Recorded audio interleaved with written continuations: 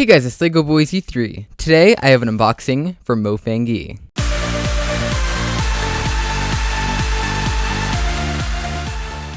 So if you don't know, QiYi is a company that creates QiYi puzzles, and what they did is they teamed up with Mats Valk and they created this cube, which is called the Valk 3.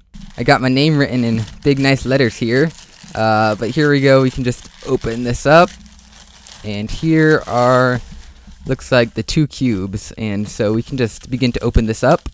Safety scissors for the win. So it looks like we have a black cube and a stickerless cube, which is really nice. The actual company of QiYi actually sent this to me directly from the factory, and so it's very nice of them to do that if we can open it.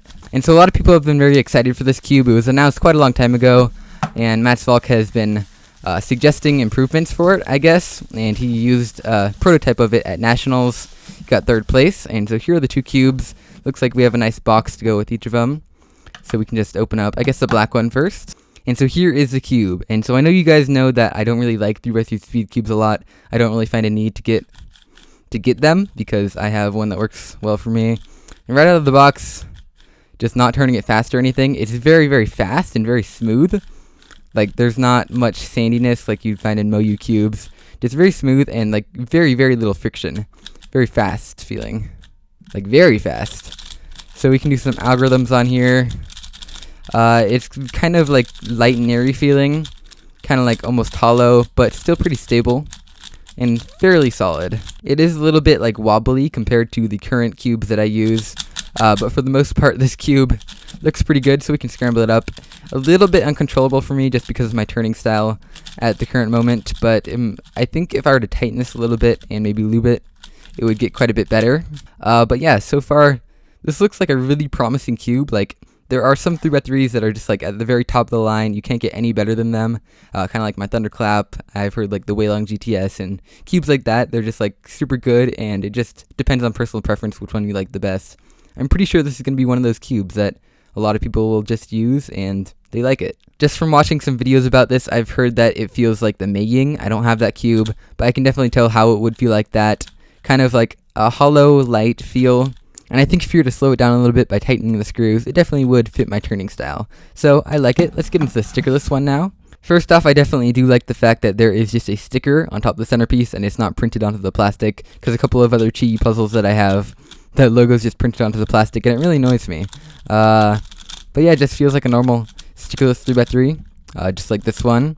The feeling is pretty much the same, very smooth, and just kind of feels like a stickerless cube.